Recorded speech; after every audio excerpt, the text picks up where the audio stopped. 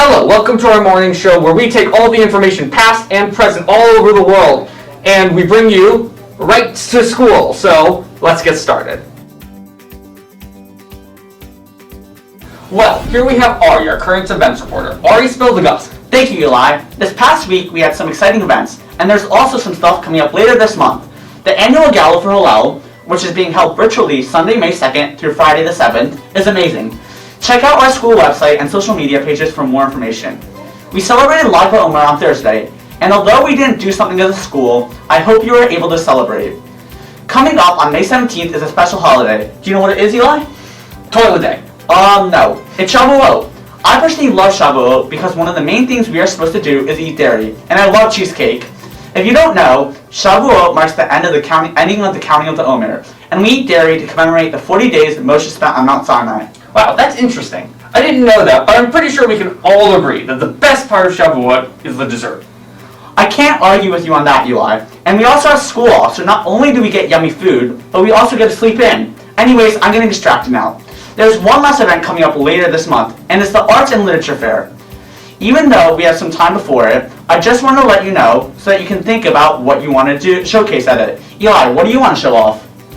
Well, I have a few pieces. My surrealist art might fit in pretty well among the less talented parts. In other words, no, I don't have anything I want to show off. That sounds great. I'm really looking forward to showing off my family tree, which we did earlier this year. Lastly, before I go, I want to wish Sherelle and Akiva happy birthday, and I hope you were able to celebrate. Thank you for having me, Eli, and stay tuned for Hillel News next week. Today I want to talk about a personal favorite prayer of mine that we say every morning. This prayer is none other than Aleinu. Wow, I'm alone on this, aren't I? Today I want to go over the meaning of Aleinu, as it may not be your favorite prayer, but I like it, so I'm going to gush about it, okay? Aleinu translates to our duty. This fits well with the message of Aleinu, as it speaks about our duty as Jewish people to praise Hashem and spread the message of the one true God. Aleinu speaks of the Jewish people's uniqueness from other peoples, and that we worship the one true God while other peoples worship the fake, powerless gods. Therefore, our portion will be greater, and our destiny will be different from their own. Aleinu describes Hashem like a human king, who sits on a high throne with people all bending the knee to him. Many people have their own interpretations of Hashem, but this one interests me plenty. Okay, very intriguing, Itai. We'll definitely be watching next week. This week we have a resident robot, Samuel Cohen. The future telling us all about the past. For this week in history, there's some interesting things to talk about. On May 5th, 1961, Alan Shepard became the first American in space. Also, on May 6, 1937, the Hindenburg gets destroyed. Lastly, on May 7, 1994, Norway's most famous painting, The Scream by Edvard Munch, is recovered almost 3 months after it was stolen from a museum in Oslo. How interesting, Sammy. Riesel, I heard from a very reliable underground source exactly what you're going to talk about this week. Well, not really underground because I'm just reading this off a script I prepared ahead of time, and I'm just pretending to be smart enough to come up with this on the spot. But I've said too much. Continue.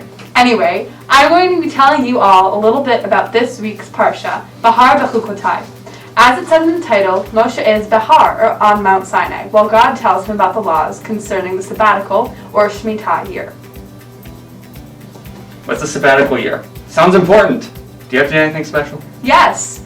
Every 7 years, we are commanded to stop working the land, which would include growing crops and farming, and the produce that is still in your land becomes free for everyone. That sounds a little bit risky. How could you rely on having any crops left if people were allowed to take them straight off your field?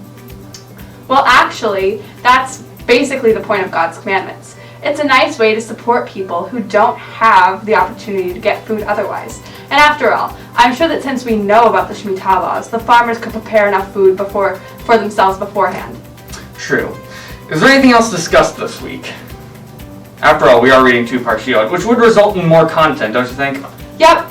God tells the Jews that if they follow his commandments, they will prosper and dwell secure in the land of Israel. However, he also warns that if you don't keep the covenant we made with him, evil will befall us and we might be exiled from our homeland. So, back to the sabbatical year. You're telling me that 1 in 7 years I shouldn't be working? Yeah, but it's mostly for farmers. So why have I been going to school for the past 9 years without a rest year? Anyway, stay tuned for next week where I discuss with my superiors immoral labor practices. Whether you watch the news or not, here's a short news recap presented to us by Rafi Zaretsky to tell us about all the things happening all around the world. Rafi? Thank you, Eli. In Indonesia, a ship almost 60 meters long was found split into 3 main parts. The submarine was called the KRI Nanggala. After the wreck was confirmed, a few countries, including the US, started an international search operation, all providing help. Right now, in India, there's a huge wave of coronavirus, and the UK, France, and US are all sending medical aid like oxygen masks and ventilators. A Baghdad hospital has just seen a terrible fire burning through several floors, killing around 80 people. The fire was started by an accident that ended with an oxygen tank blowing up, sparking the whole building. Police, firefighters, and ordinary people are still looking through the damages. Please stay tuned for next week for more current news. Thank you, Rafi. And can we give a prayer out to all the people who have been hurt by these incidences?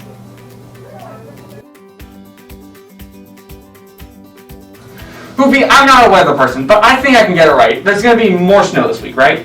No, not at all. You're wrong. We're going to start out the week with not a lot of sun in the mid-50s, but then as the week goes on, it's going to get into the low 60s. That was my second guess. I hate to say this, Eli, but when it's going to be in the low 60s, Hageshem Yored. Hoopy, what does that mean?